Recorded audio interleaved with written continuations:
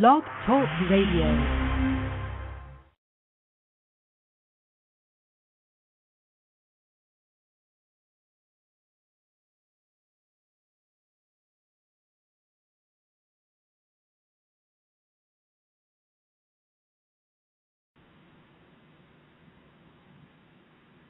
Hello, hello, hello.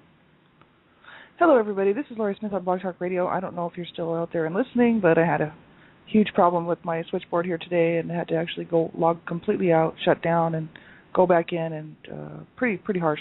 I don't know. Sometimes there's connection problems between Skype and Blog Talk Radio, and I'm not sure what it is, but it's not all the time, so that's why I know it's not my computer. So sorry about that. Thanks, everybody, for being here, and I appreciate it. I had Gypsy Witch here for a little while, and I don't know if she's still here, but I wanted to talk about shame, and Hope for Us has written some web pages called it's to do with shame, and it's from www.hopeforsurvivors.com.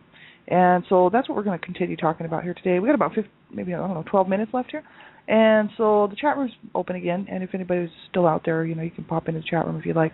Hopefully you can hear me now. And so I did my discretionary thing. You have to listen at your own discretion to all of my shows. And young children under the age of 18, just have someone listen to the show with you to make sure it's okay that you listen to my show.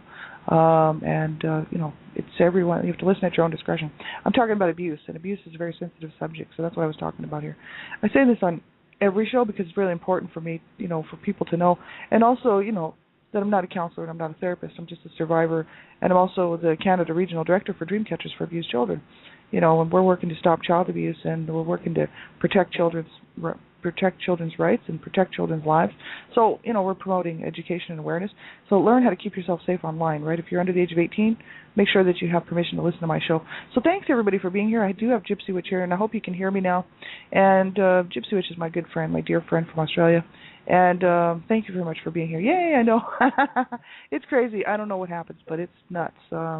It's frustrating because I have to completely shut down and then go back into all the different programs and get it up and running because it takes a little while to do that.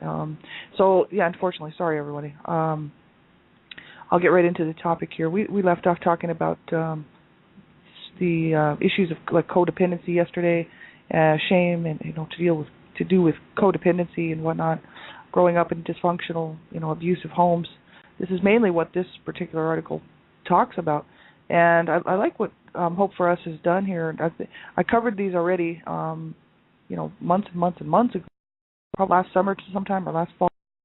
And it's information for people who have, been abused and not sure, why they're feeling a certain way. That's why I read through this stuff, because it helps me to understand why I'm doing what I'm doing, why I might be self-sabotaging, why I've done what I've done in my lifetime, and why, and sort of take a look at the reasons behind it. And it does help me to put into place, because I can connect with a lot of it. Some of it I can't really connect with, doesn't really relate to me, but some of it does. And so it's kind of interesting to take a look at this stuff.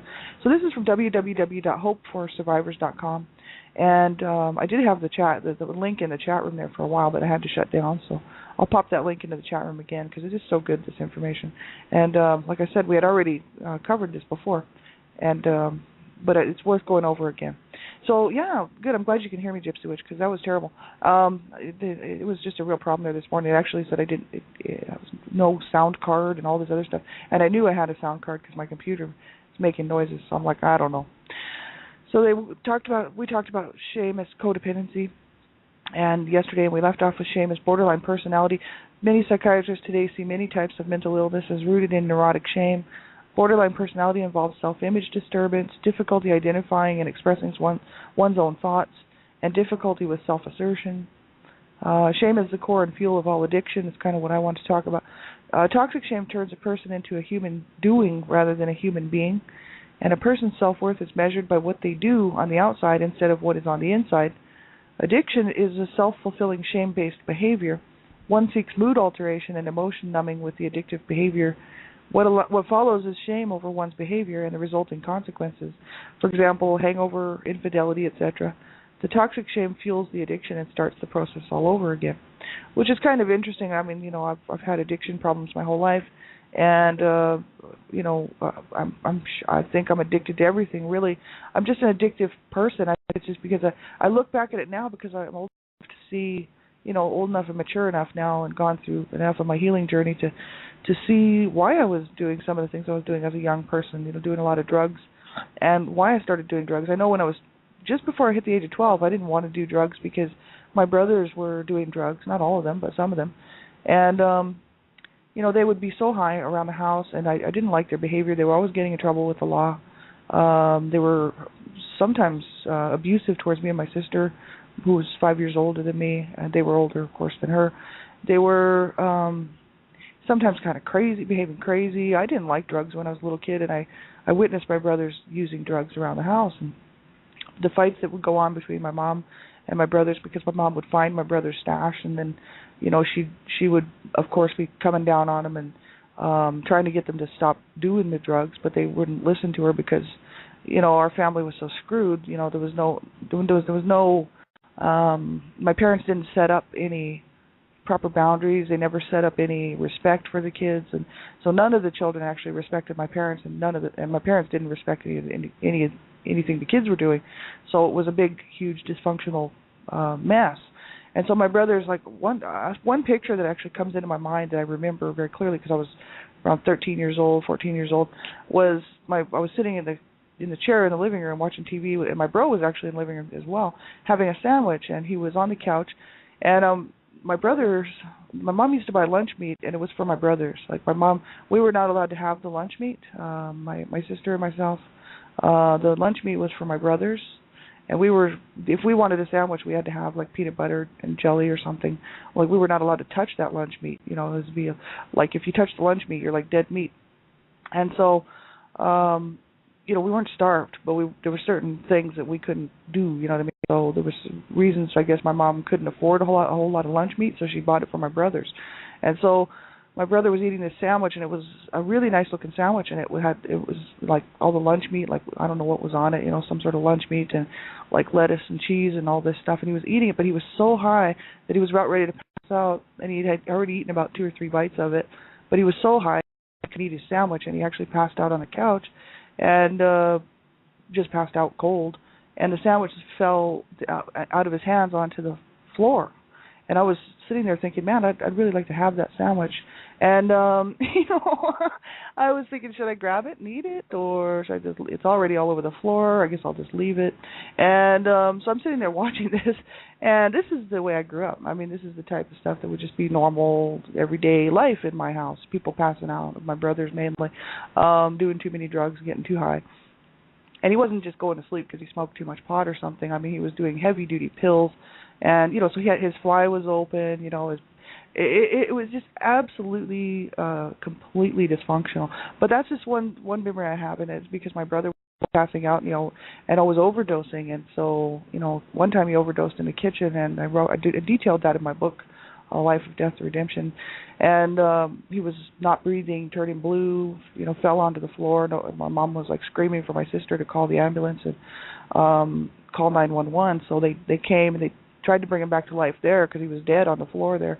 And they couldn't bring him back to life there, so they took him to the ambulance hoping they could bring him back to life in the ambulance. And he ended up dying, and they brought him back. I think they said he was gone for about 7 minutes, and he had a lot of brain damage, a lot of issues after that. But he had been doing that to himself for years, and so he just continued on that way, and until he killed himself really with the drugs at the age of 37, had a drug overdose in a shelter in Calgary all by himself.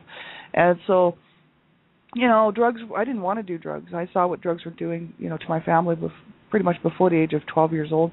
And then when I hit 12, I thought, I think I'm going to do drugs. It just seemed like the thing to do. You know what I mean? It was like, no, I guess I am going to do drugs. And I became a drug user at the age of 12 years old, mainly smoking pot, but also doing things like PCP, angel dust, and whatever I could get my hands on, And so, and then later on it progressed into some heavy-duty drugs. And I was just going to end up like my brothers. And they say here, that addictions, they said, as the core and fuel of all addiction. I think that's interesting. I haven't done a whole lot of looking into addiction stuff, right? I just know that I'm a very addictive person, and I have to be careful what I'm doing, because I'm looking for something to replace what I didn't get as a child. I think that's exactly what it is. I'm looking for that comforting thing, that nurturing thing, that you get when you're a baby, where your mother would hold you and where your mother would rock you and say nice things to you and cuddle you and brush your hair back and tell you sweet things and kiss you on the forehead. Well, I missed all that, right? So I think I'm continually searching for my safety blanket, for some type of safety blanket or some type of little stuffed teddy or something. But instead of a stuffed teddy, it's just all about addictions, whether it's food. I'm not really addicted to, I don't care about alcohol. I never did care about alcohol. I used to drink when I was young, but alcohol was never anything I was interested in. And I think it's because when if I drink too much and I get sick, it reminds me of, it just triggers me when I get sick to my stomach, that because my mom made me sleep in my own throw up. So, yeah, one time it was pretty serious, pretty heavy duty, and I could have died. Like, I was really sick, and she actually just left me there to sleep in my own throw up, and that. So now I don't like to associate. Like, when I get sick, I associate. Drinking for me is just not the thing. But I used to do a lot of drugs, but I cut them off at the age of 21, which is amazing because I was able to walk away from that life. I was able to walk away from that lifestyle, and but only by losing my friends, because I had to let go of my friends in order to do it, because they were going to continue on in this lifestyle, right? So we have about a minute left, so thanks everybody for being here. I'm going to continue talking, so if anybody wants to pick up the archive later, I'm going to go on and continue talking a little bit here and do the half-hour show. It won't be streaming live. So thank you so much for being here, and I hopefully tomorrow works better. Hopefully tonight works better. I'll be on Dream Talk Radio here tonight, as well as at 11 o'clock Eastern Standard Time, and then on my own show after that. So I'll be back on with child abuse prevention and human abuse prevention. We're talking about dysfunctional families on that particular subject here tonight on that show. So thanks for being here again. I appreciate it. I just love you so much, Gypsy Witch, and I thank you for being here and for being my friend. And you have a really good night, and have a good sleep and a good snooze. And everybody, have a great day. Take care of yourselves. You do deserve to have a good life, and whether you believe that or not, it is truly up to you to get that good life. Nobody else can do it for you. And so it's a long, hard haul for us who have been already kind of shortchanged at an early age by being abused. So we have to work double hard to try to make sure that we do have a good life. And so it's a lot of work, but you know what? We have to do it. We are ultimately responsible. And so, you hang in there and get the help that you need, whatever that is, whatever works for you, and make sure you stick around. And so thanks, Gypsy Witch. We'll see you on the flip side. And I'm going to keep talking here, everybody. I know it's not streaming live anymore, but I want to continue on with this.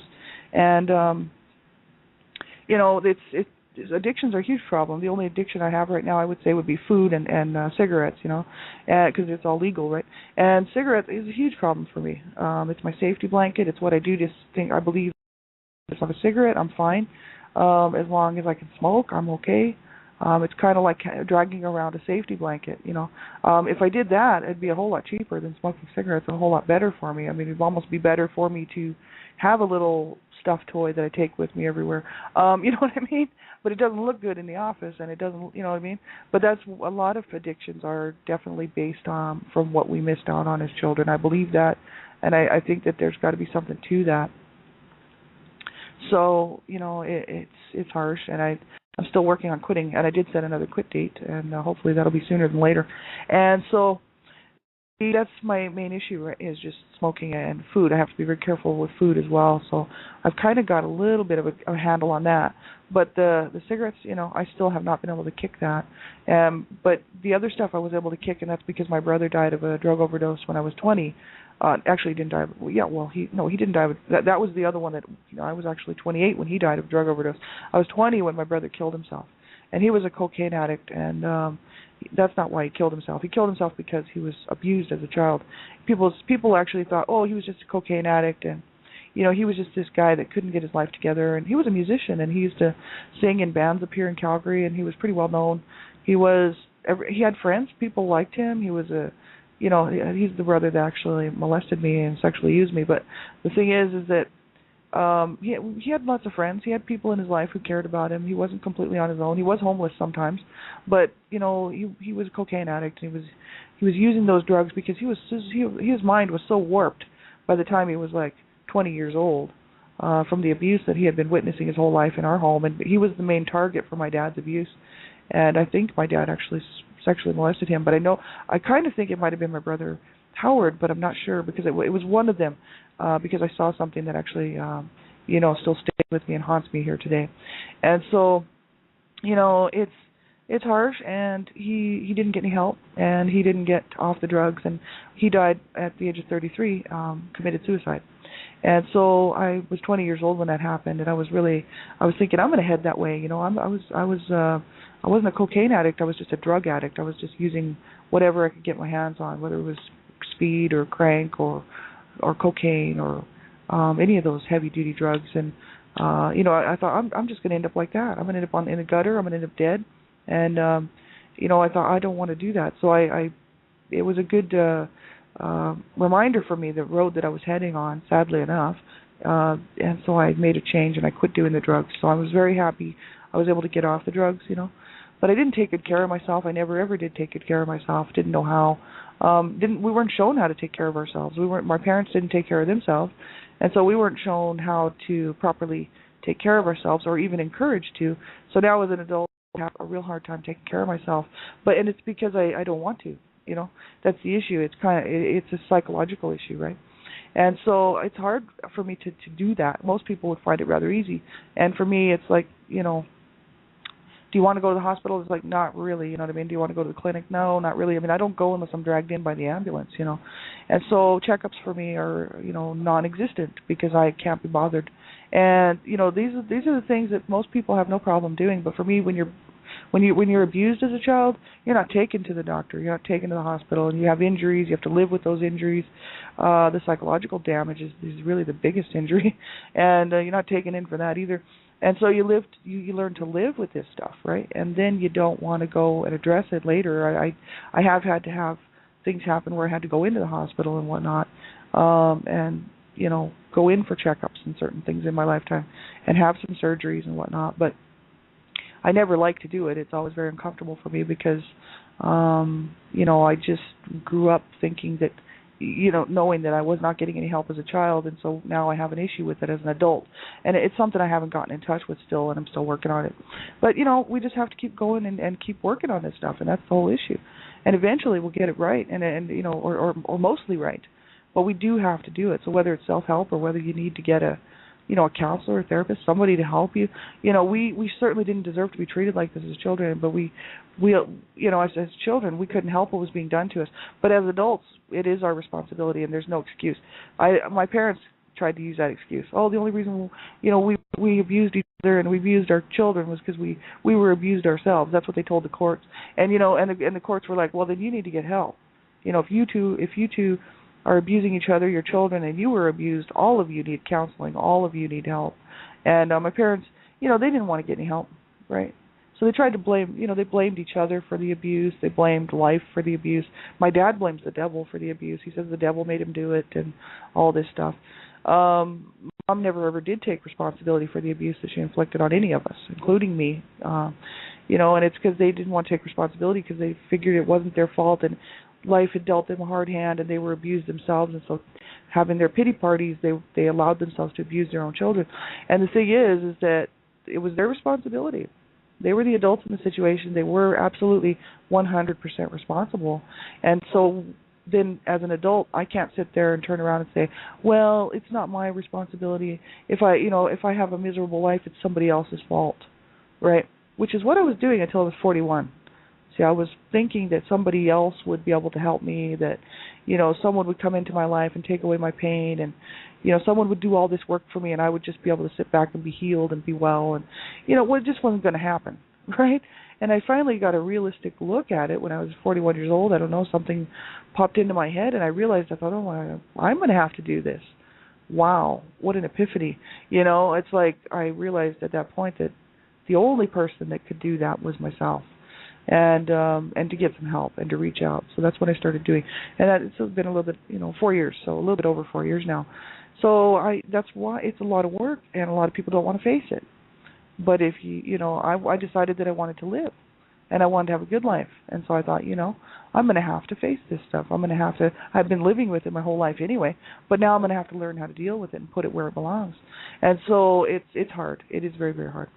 But they go on to talk about shame as guilt, and after that addiction area, shame is guilt. Healthy guilt is at the core of our conscience. It helps us determine right from wrong.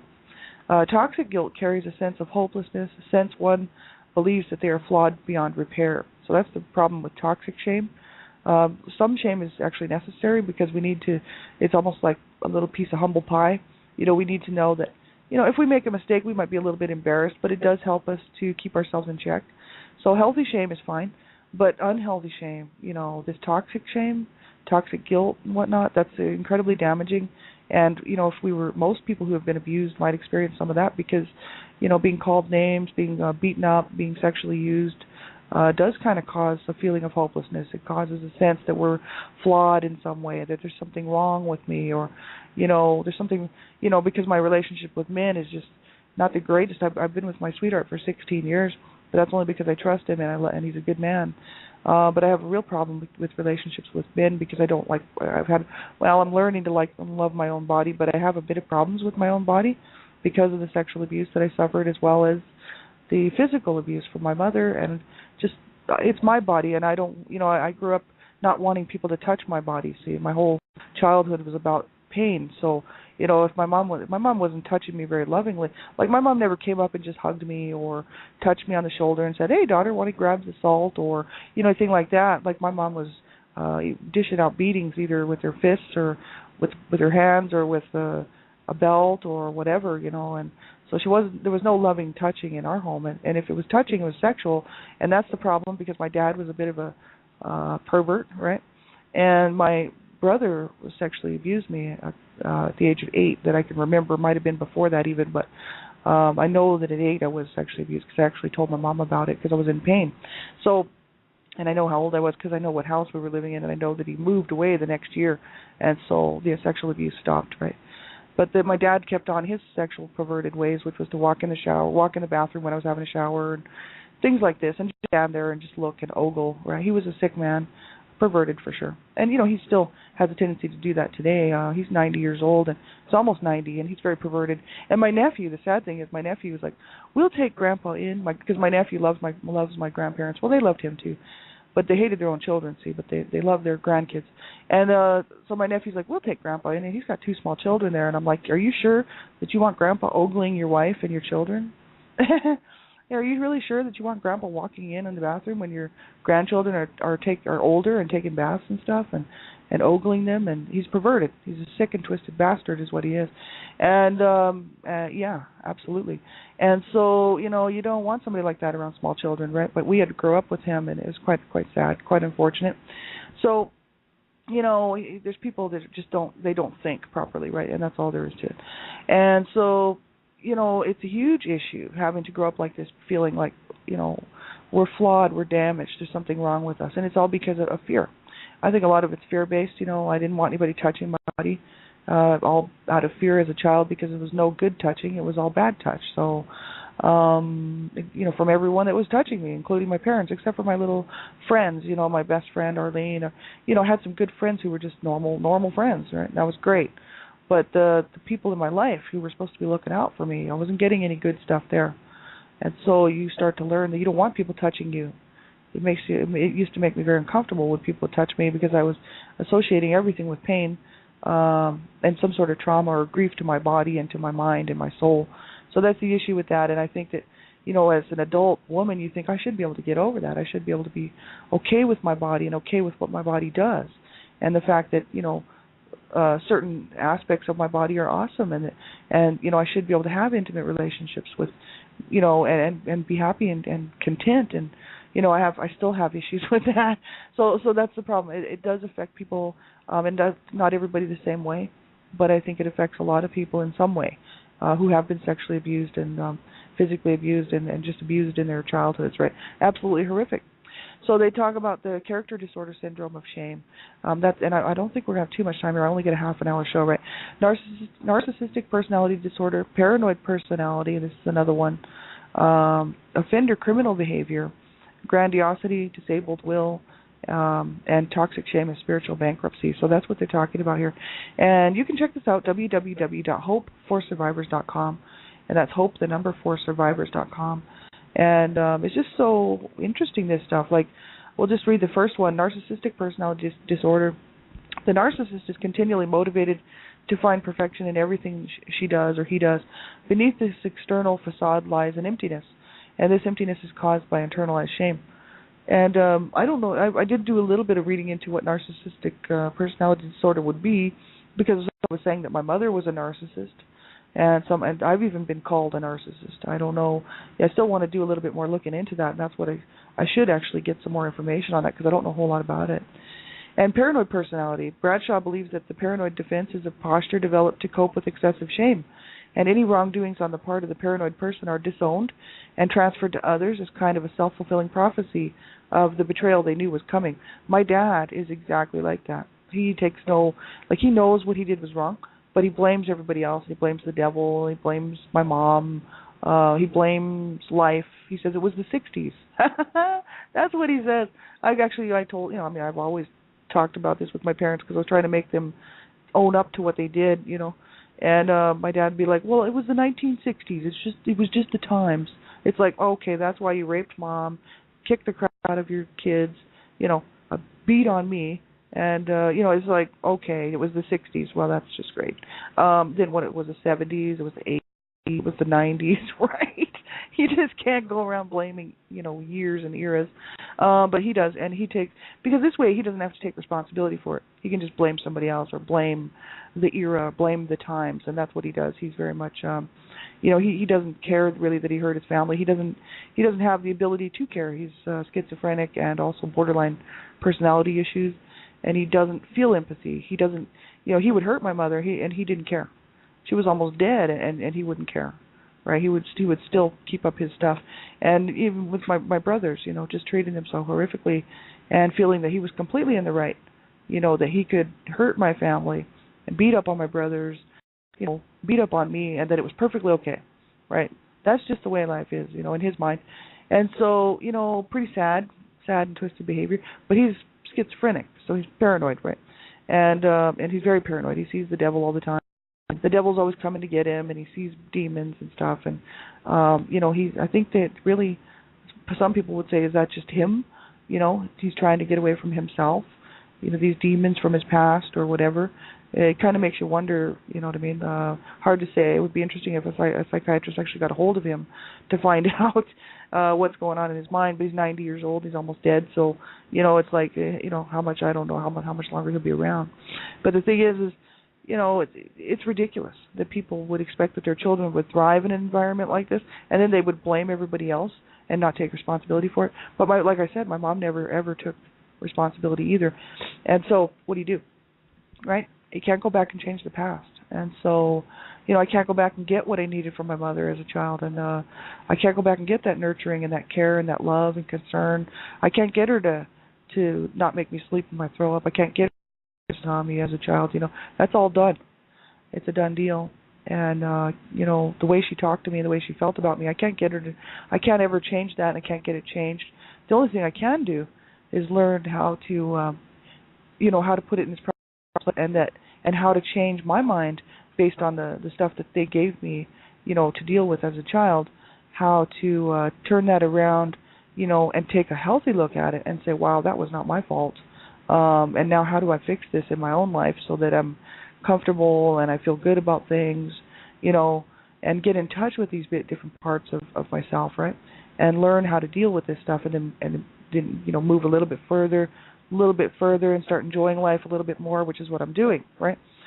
So it is a bit by bit, piece by piece thing, right? And I'm doing it self-help because I like it. I prefer it. But I always thought, if I need help, man, I'm going to go get help. Because I'm not going to destroy my life like my brothers and, like my parents, right? So, it's so important we do reach out and get some help. It's just, we are responsible for our lives, you know what I mean? So, if you've been through this and you're just having a hard time, you reach out to somebody. That's my big message, Just make sure you do keep up, keep the hope alive, right? Just keep going. We have to. There's some really bad days in between the mix of all this, you know what I mean? And, of course, life happens. So life is happening all around us, and things, don't always go good. Things don't always go well. But then again, there's these days that are just so awesome. You're just like, wow, what a good day. And then there's these people in our lives. Maybe you have, and I would hope you have a friend that you can just say, wow, I just love that person. They make all the difference, And so, that's what life is all about.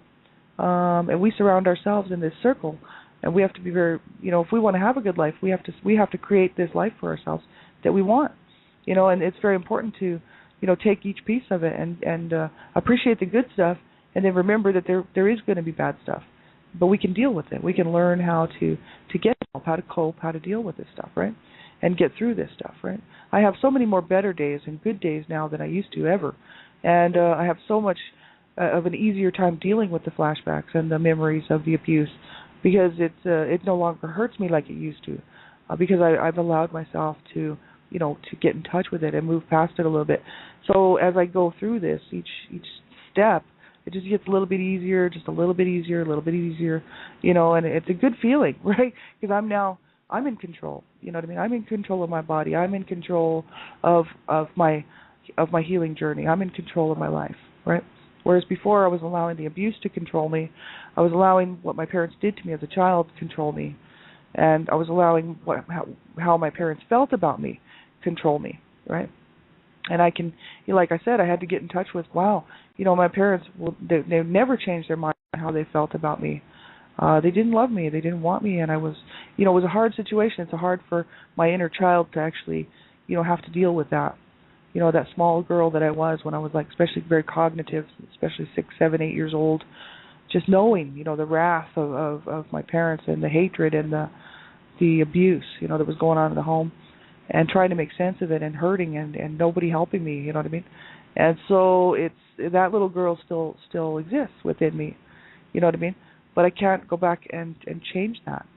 So what I have to do is learn how to accept myself for myself, and love myself for who I am. And I think that's very important that we do that and allow ourselves to heal, allow ourselves to experience some good stuff, some joy, some happiness, because in turn that shows that little person that, hey, things are getting better, And I think it's one day at a time. It's just one step at a time, right? That's all that's required. So, that's all we can do, right? But keep that hope alive, and keep going. Never ever give up, right?